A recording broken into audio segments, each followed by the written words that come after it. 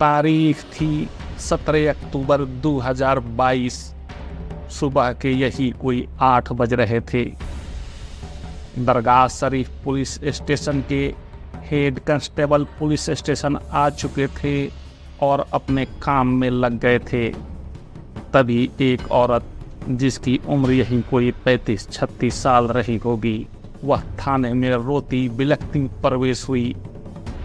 जिसके बाद head constable ने उसके रोने का वजह पूछा तो उसने रोते हुए बोली कि साहब मैं तो लुट गई, बर्बाद हो गई।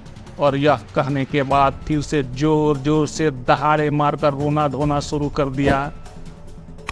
फिर हेड कांस्टेबल ने उस औरत से कहे कि रोने धोने से कुछ नहीं होने वाला है, जो कुछ भी हुआ है साफ साफ बताओ भी तो कुछ किया जा सकता है। तब उस महिला ने बताई कि मेरा नाम नुसरत जहां है और मैं सलारगंज के जमील कॉलोनी में रहती हूँ। रात को अपने शौहर और बच्चों के साथ बरामदे में सो रही थी। न जाने किसने मेरे शौहर का गला काट कर हत्या कर दी। सर मेरे 2 छोटे छोटे बच्चे हैं, अब उनका और मेरे भविष्य का क्या होगा, ये बोलकर फिर महिला दहाड़े मारकर छाती पीट पीट कर दरगाह शरीफ के उस थाने में रोने लगी।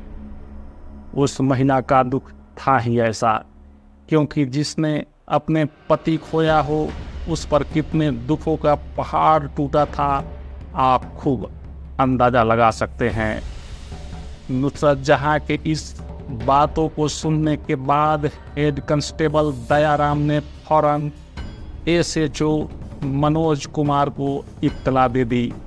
घटना स्थल की दूरी थाने से करीब 7-8 किलोमीटर की दूरी पर ही था, इसलिए थोड़ी ही देर में मनोज कुमार अपने पुलिस टीम के साथ घटना स्थल पर जा पहुंचे।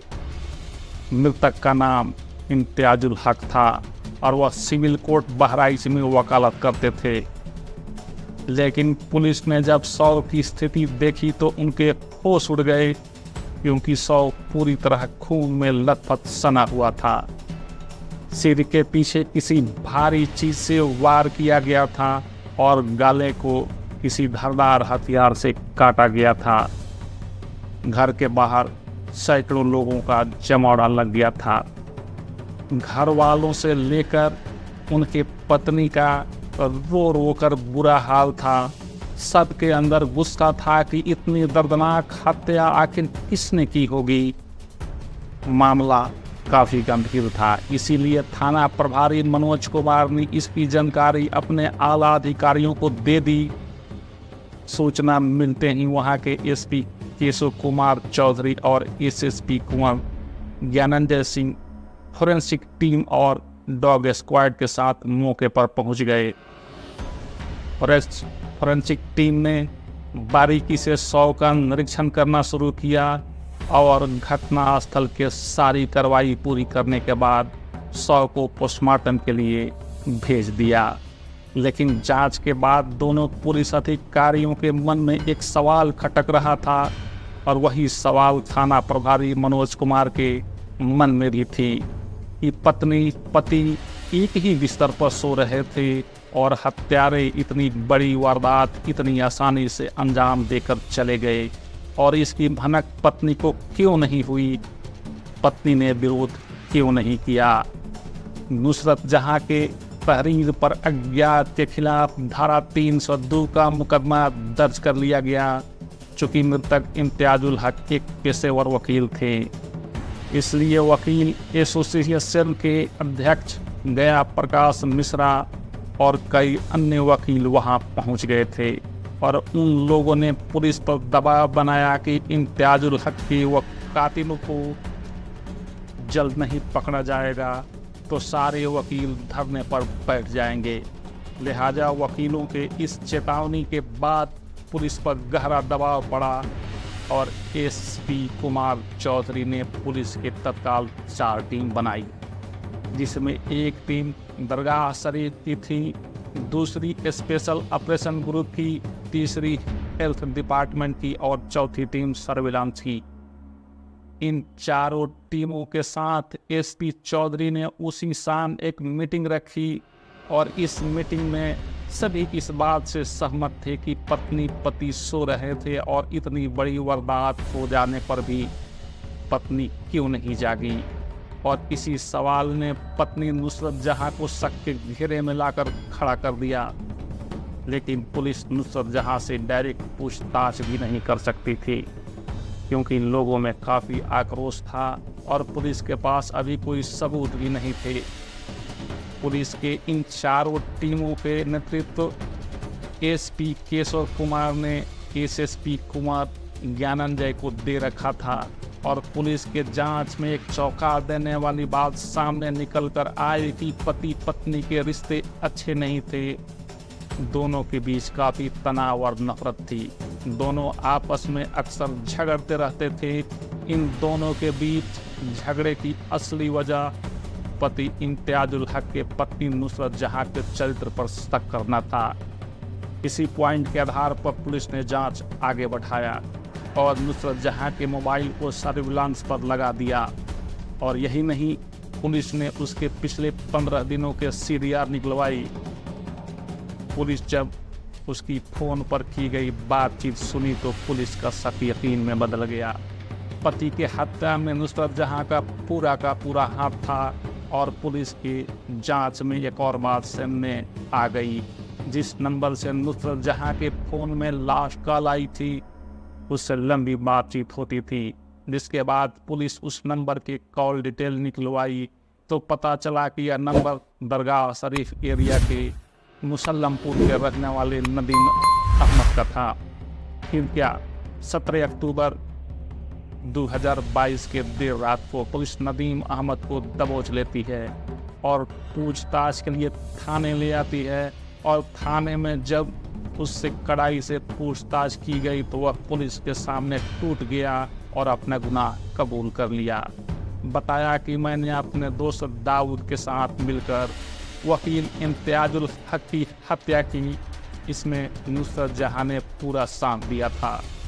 फिर क्या था, नदीम अहमद के बयान लेने के बाद उसी रात को काजीपुर निवासी दाऊद अहमद और जमील कॉलोनी से नुसरत जहां को गिरफ्तार कर लिया गया। दोनों आरोपियों के पास अपना जुर्म कबूल करने के सिवा कोई रास्ता नहीं बचा था। उत्तर प्रदेश पुलिस ने फिर 24 घंटे के अंदर वकील इम्तियाजुल हक हत्याकांड का खुलासा कर दिया और इस हत्याकांड की कहानी जो सामने आई वह कुछ इस तरह की थी। 40 वर्षीय वकील इम्तियाजुल हक मूल रूप से बहराइच के सलारगंज स्थित जमील कॉलोनी में अपनी पत्नी नुसरत जहां और 2 बच्चों के साथ रहते थे। इनका एक भाई भी था जिनका नाम रिजवानुल हक था।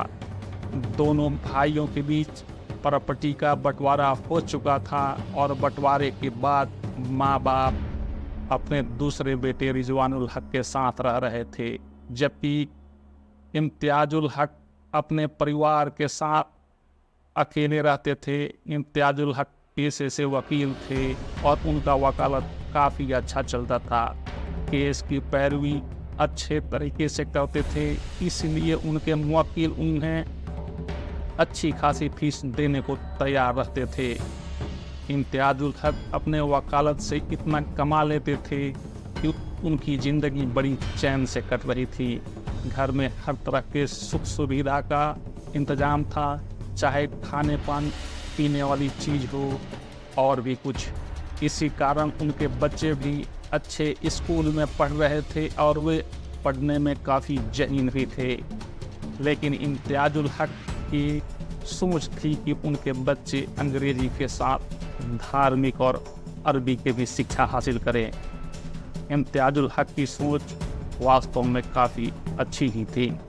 उन्होंने कुछ अपने जानने वालों से ये बात कही तो उनके एक दोस्त सलारगंज के एक मस्जिद के मौलवी नदीम अहमद का नाम बताया और कहा कि वह बेहद काबिल मौलवी है, उन्हें अरबी का काफ़ी जानकारी है। जिसके बाद इम्तियाजुल हक के तरफ से हामी मिल गई। तब इनके दोस्त नदीम अहमद को इनके घर पर लाया और उनके बच्चों से मिलवा दिया कि अब से तुम लोगों को अरबी का ट्यूशन नदीम अहमद देंगे। उस दिन से नदीम अहमद इम्तियाजुल हक के घर पर आकर दोनों बच्चों को पढ़ाने लगा। और ये बात इस हत्याकांड की 1 साल पहले की है, यानी 2021 की। चूँकि नदीम अहमद एक गोरा चिट्ठा, लंबे चौड़े बदन वाला 23 साल का गबरू नौजवान था और उसकी आवाज़ में भी काफ़ी गजब की मिठास थी। वह अपने बातों से हर किसी को अपने ओर खींच लेता था। यही वजह थी कि इम्तियाजुल हक के दोनों बच्चों को नदीम अहमद से अरबी सिखाना काफ़ी आसान और अच्छा लगता था। चूँकि नदीम अहमद दोनों बच्चों का उस्ताद था, इसीलिए नुसरत जहां नदीम अहमद के लिए चाय नाश्ता लेकर खुद आती थी, क्योंकि दोनों बेटों के अलावा परिवार में और कोई नहीं था जो उसे चाय नाश्ते ले जाता। नुसरत भले ही 2 बच्चों की माँ थी और दोनों बच्चों के उम्र भी 12-14 साल हो चुकी थी, लेकिन कोई नुसरत को देखकर यह नहीं कह सकता कि नुसरत इतने बड़े बच्चों की माँ होगी। नुसरत एक दिन गले में दुपट्टा डाले, मैचिंग में सलवार कमीज पहने हुए जब हाथ में चाय नाश्ता लिए नदीम के सामने गई, तो नदीम की नजरें नुसरत की गोल वक्ष और सुंदर रूप पर जा टिकी। उसकी सुंदरता देखकर नदीम उसका दीवाना हो गया। ऐसा न था कि नुसरत ने नदीम के हरकतों को न देखा हो, उसने भी अपने झुकी नज़रों से सब कुछ देख लिया था। फिर उसने चाय की प्याली और नमकीन से भरी प्लेट रखकर अपने कमरे में चली गई। वह एक ही नज़र में नदीम की हरकतों को पहचान गई तो उसके मन में क्या चल रहा है। जब भी नुसरत जहां ट्रे में चाय नाश्ते लेकर नदीम के पास आती तो वह दीवानों की तरह नुसरत जहां को देखता था। नदीम का यूं प्यार से देखना नुसरत को भी अच्छा लगता था। नुसरत नदीम को देखकर मुस्कुरा देती थी। धीरे धीरे नुसरत नदीम की तरफ खींचती चली गई और उसके ख्यालों में डूबती चली गई। चाहत की आग दोनों ओर बराबर लगी थी। सही मौका देखकर नदीम ने अपने मोहब्बत का इजहार कर ही दिया, जिसका नुसरत मन ही मन इंतजार कर रही थी। इसे नुसरत ने भी स्वीकार कर लिया और अपने दिल में नदीम को बसा लिया। फिर क्या था, दोनों के प्यार की गाड़ी की रफ्तार बढ़ती गई। नुसरत जहां अपने असीमित प्यार के रफ्तार में ये भूल गई कि उसका अपना घर संसार है, बड़े बड़े बच्चे हैं और उसका शौहर भी है। कहीं इस हरकत का पता उनको चल जाएगा तो इसका नतीजा क्या होगा। लेकिन इन बातों के बिना परवाह किए नुसरत जहां नदीम के बाहों में झूलती रही। आखिर हुआ वही जिसका डर था। एडवोकेट इम्तियाजुल हक को पत्नी नुसरत जहां और मौलवी नदीम के संबंधों के बारे में पता चल ही गया। कहा जाता है कि इश्क और मुश्क छुपाए नहीं छुपता, और इसी बात को लेकर पत्नी पति के बीच रोजाना कहासुनी होने लगी। पति के सामने नुसरत जहां ने खुद को बचाने की कोशिश जरूर की कि नदीम के साथ उसका कोई नाजायज संबंध नहीं है। वो तो कभी कभार यूं ही हालचाल पूछ लिया करती थी, लेकिन इम्तियाजुल हक किसी भी कीमत पर मानने को तैयार नहीं थे। जब ये झगड़े रोज रोज होने लगे तो नुसरत जहां ने नदीम से इसका कोई समाधान करने को कही। यही से इस हत्या का खेल शुरू होता है। नदीम और नुसरत ने वकील इम्तियाजुल हक को जान से मारने की प्लान बनाई, जिसमें इमाम दाऊद को भी शामिल किया गया। इमाम दाऊद नदीम का दोस्त था, जिसको दोनों के बीच के सारे संबंधों के बारे में पता था। 16 अक्टूबर 2022 की रात को हमेशा की तरह इम्तियाजुल हक अपनी कचहरी करके घर लौटे, खाना खाया और बरामदे में लगी बिस्तर पर अपने पत्नी और बच्चों के साथ सो गए। लेकिन उनके क्या पता था कि ये उनकी ज़िंदगी का आखिरी रात रहेगी। नुसरत जहां ने देखा कि इम्तियाजुल हक सो गए हैं और चारों तरफ सन्नाटा छा गया है, तब उसने नदीम को फ़ोन किया और नदीम एक धारदार चाकू और एक लोहे के रॉड लेकर अपने दोस्त दाऊद के साथ नुसरत जहां के घर पहुंच गया। रात 11:30 बजे चार दीवारी लांघकर दोनों मकान में दाखिल हो गए और प्लान के अनुसार रॉड को इम्तियाजुल हक के सिर पर दे मारा। हमला इतना जोर का था कि वे तुरंत बेहोश हो गए और उनके सर से खून की फव्वारा फूट पड़ा। उसके बाद वह हत्यारा चाकू निकाला और गले को भी काट दिया। आप सोच सकते हैं कि वो पत्नी कितनी निर्दयी बदचलन होगी जो खड़ी होकर अपने ही पति की हत्या करा रही थी। पुलिस ने हत्या में प्रयोग किए हुए हथियार बरामद कर नदीम अहमद, दाऊद और नुसरत जहां पर 302 का मुकदमा दर्ज कर आवश्यक लिखा पढ़ी करने के बाद उन्हें जेल भेज दिया।